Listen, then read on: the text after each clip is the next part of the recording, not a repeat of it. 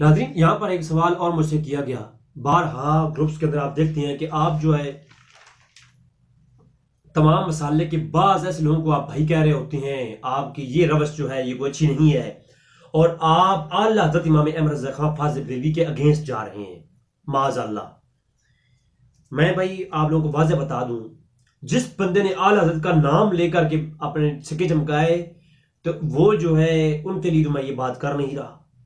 और जिसने आला हज़रत को पढ़ा है और इंतहाई तफक्कुक के साथ और गहराई के साथ आला हज़रत का मुताला किया है, वो कहीं भी फतवा कुफर देने में या गुस्ताखी का फतवा देने में जल्दी नहीं करेगा।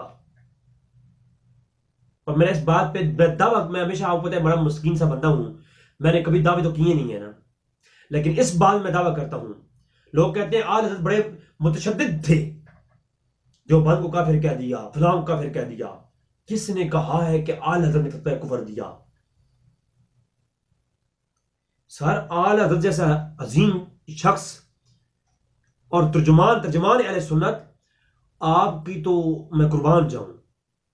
यानी आप हैरान होंगे, उस शख्स ने तो कभी जो है फतवा कुफर तो खुद दिया ही नहीं है, और कहीं वाज़ेह गुस्ताखियां देखी भी तो पहले उस पर कोई एक्शन नहीं लिया, बल्कि उसके ऊपर गौर व फिक्र किया, फिर उलमा की बरगाह में गए और फिर जाकर के फतवा खुद नहीं दिया। मुफ्ती थे, खुद आलिम थे, फतवा देने की सलाहियत रखते थे। उलमा फतवे पूछने आया करते थे। और उस दौर में 90% फतवे जो आला हज़रत ने दिए उन पर अमल किया जाता है आज भी। ये नोट के बारे में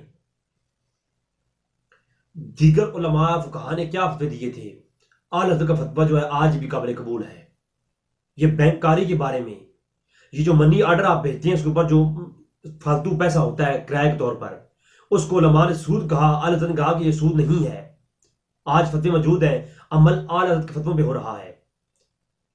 हर एक आप अहकामात में जाएं तो आज भी 90% जो फतवे काबिल गौर हैं और कबूल किए जाते हैं, वो आला हज़रत इमाम अहमद रज़ा खां फाज़िल बरेलवी के हैं। तो उनके फतवे आज भी कबूल किए जाते हैं। तो वो खुद फतवे दे सकते थे ना, किसी पर गुस्ताखी का फतवा खुद लगा सकते थे, काफिर भी खुद कह सकते थे। ऐसा नहीं किया। क्यों? क्योंकि वो पढ़े लिखे थे ना। आज के फेसबुक के मौलवियों की तरह होते तो यकीन जानिए कि आप हैरान हो जाएंगे कि फिर तो आज हर किसी को वो जो है काफिर कहते रहते। तो आला हज़रत इमाम अहमद रज़ा खां फाज़िल बरेलवी ने किसी को काफिर नहीं कहा। ये पहली बात सुन लीजिए। उन्होंने कुफ्री इबारात लेकर के उलमाए देवबंद से राब्ते किए और कहा कि हजरत आपकी किताबों में ये चीजें हैं, आप हमारे सुन्नी भाई हैं, आपसे में इल्मी इख्तिलाफ है। जैसा कि एक ग्रोह का दूसरे ग्रोह से, जैसा डॉक्टर तैयब कादरी साहब का आसिफ जलाली साहब से, आसिफ जलाली साहब का खादम हुसैन रजी साहब से, खादम हुसैन रजी साहब का डॉक्टर आसिफ जलाली साहब से, हनीफ कुरैशी साहब का डॉक्टर आसिफ जलाली लोगों से, इस तरह के इख्तिलाफात जो चलते हैं, इस तरह का इख्तिलाफ हो गया जो कि उलमाए अहले सुन्नत के दो ग्रोह के माबैन हुआ। एक ग्रोह बरेली था, एक ग्रोह देवबंद था। आपस में इख्तिलाफ हुआ, उसके माबैन बड़ी गुफ्तगू हुई, और ये अनवार मज़रिया दिखा उठा। ये आला हज़रत के शागिर्दों की लिखी हुई किताबें हैं। अहले सुन्नत की बेशुमार किताबों में ऐसी दलीलें आपको मिलेंगी कि आला हज़रत इबारात कुफरिया लेकर के उलमा देवबंद के पास जाते रहे कि ये आप लोगों ने लिखा है, इसके ऊपर आप रजू करें, ये कोई मुनासिब इबारात नहीं है। तो फिर रजू नहीं किया गया। फिर आला हज़रत ने आखिर में यानी थक हार करके खुद फतवा नहीं दिया, जाकर के उलमा से मिले, उनको उनके हवाले कर दिया, इबारात हवाले कर दी कि अब आप लोग जो फैसला सुनाओ वो फैसला है। फिर उलमाए हरमैन ने जब फतवे दिए तो उन फतवों को आकर दिखा दिया कि ये देख लो जी, ये उलमा ने फतवे दिए हैं। आला हज़रत ने पूरे उलमाए देवबंद को काफिर नहीं कहा, जो आज सारे बरेलवी भाई कहते हैं। और आला हज़रत ने जो दो लोगों को काफिर कहा, तीसरे के बारे में कहा खामोशी इख्तियार करता हूं मैं, उनको मैं काफिर नहीं कहता, क्योंकि उनके बारे में तौबा मशहूर हो चुकी है। वो क्यों? इसलिए कि आला हज़रत बड़े मोहताज शख्स थे। वो असूल को पहले रखते थे, जज्बात को बाद में रखते थे। तो ये यहां पर ये चीज दिख लें कि अहले सुन्नत के मुतालिक जो तमाम मसालिक के मुतालिक मेरा अकीदा है, वो आला हज़रत के नजरियात के खिलाफ हरगिज नहीं है। ठीक है, मैं जो है ये कहता हूं उसूल तकफीर के तहत रहते हुए, मेरा ये मौकफ है उलमा हज़रात मेरी रहनुमाई फरमाएंगे इस बारे में। मेरा ये मौक़िफ़ है कि जितने भी रूई कायनात में कलमा पढ़ने वाले लोग हैं, उनकी पूरी मसलकतन, पूरे मसलक के लिहाज से किसी ग्रोह की पूरी तकफीर हम नहीं कर सकते, सवाए उन लोगों के, उस ग्रोह के जो पूरा ग्रोह ज़ुर्रियात दीन का इनकार करता हो।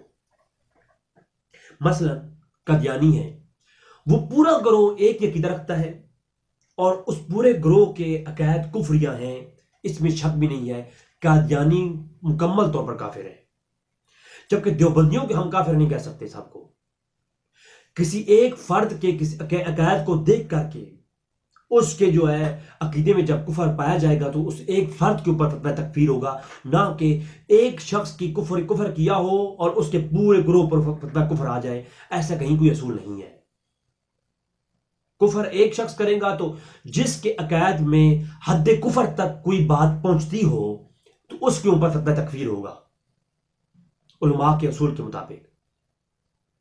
तो उलमा देवबंद में जो अकाबरीन है, अगर उनमें से किसी शख्स ने अपनी कुतुब के अंदर बारात कुफर लिखा है तो फतवा कुफर का जो रुख होगा वो उस शख्स की तरफ होगा। पूरे फतवा जो शख्स है उन पर फतवा कुफर नहीं आएगा। लिहाजा मैं देवबंद को भाई इसलिए कहता हूं कि देवबंद हजरात को हमारे अहले सुन्नत के बड़े बड़े उलमा ने सबको काफिर नहीं कहा, और आला हज़रत को जो फतवा था वो अमूम के साथ नहीं था कि सब उलमा जो अकीदा देवबंद लेके चलेंगे वो काफिर है। जो ज़ुर्रियात दीन का इनकार करे वो काफिर होता है, और देवबंद के अकायद में किसी ज़ुर्रियात दीन का इनकार नहीं है। जितने भी उनके साथ इख्तलाफात हैं वो मसला मुख्तलफी में है। हाँ, कोई शख्स हजूर की शान में सरी गुस्ताखी कर दे वो पक्का मुर्तद और काफिर है, उसके लिए शक रखना भी गलत है। और जिसका कोई ज़ुर्रियात दीन में से कोई इनकार कर दे, अब उलमा देवबंद को आप देख लें कि उनके अकायद में अगर कोई हद कुफर तक कोई बात पहुंचती है तो फिर ठीक है, लेकिन जो अवाम में देवबंद है उनको तो इस चीज का इल्म नहीं है कि हमारे काबरी ने क्या लिखा है। वो तो हमारे सुन्नी भाई हैं जिनको तबलीग की सूरत में देवबंद के साथ जोड़ा गया, उनके अकायद में आज भी सुन्नियत मौजूद है, तो उनके ऊपर आप उनको देवबंद कहकर काफिर कैसे कहेंगे? मुझे उसके बारे में कोई असूल आप बता दीजिए, फिर मैं भी कह दूंगा कि जी मैं भाई नहीं कहूंगा। और फिर मैंने तो इस पे एक क्लिप मौजूद है। आप तबलीग के लिए तबलीग घर से गैर मुस्लिम को भाई कह सकते हैं। उलमा ने तफसीरें बड़ी पढ़ी है, उलमा की तफसीर उलमानी पढ़िए, तफसीर उल बयान पढ़िए, इमाम कुर्तुबी को पढ़िए।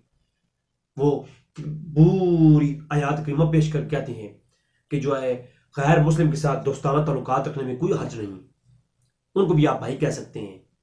तबलीग के घर से और इस घर से कहीं ना कहीं जाकर के इस्लाम कबूल कर लेगा।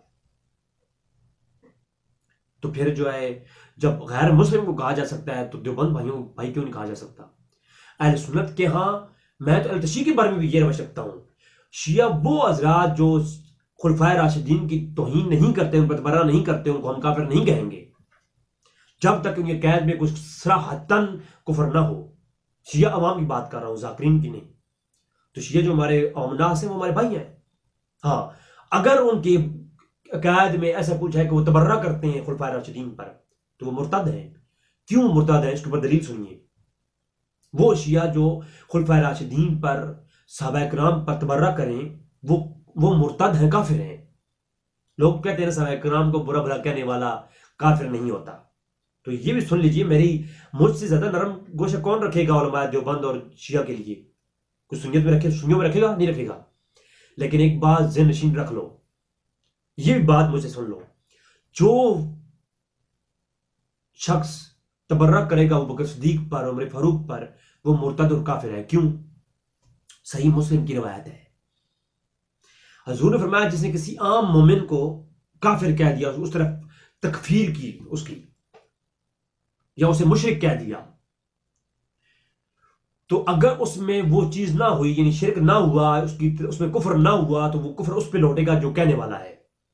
मैंने किसी को काफिर कह दिया, आजकल तो ये फेसबुक भाइयों से मैं गुजारिश करूंगा, जनाब फौरन फतवे लगाते हैं, अल्लामा हनीफ साहब ने तो डॉक्टर साहब का साथ नहीं दिया तो वो काफिर हो गए, शिया हो गए, मुर्तद हो गए हैं।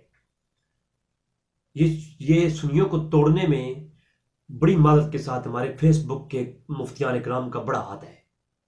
वो मुफ्तियान इकराम जिनको मुबादियात फ़िक़्ह का असूल फ़िक़्ह का इल्म भी नहीं है, जिनसे अगर पूछ लो कि फतवा तकफीर लगाने के असूल क्या है, उनको वो नहीं पता। और तफसीर की निगाह उंगल किसी तरफ उठाना एक कोई आम बात है। उलमा के आपस में झगड़े हैं वो मिटा लेंगे, आपको कौन कहता है पोस्टर लगाएं। अच्छा, तो अर्ज कर रहा था, तो जो शख्स आम किसी शख्स को मुशरिक कहे और उसमें शिरक ना हो, तो वो कौन हो जाएगा? वो काफिर हो जाएगा। वो क्या हो जाएगा? वो काफिर हो जाएगा।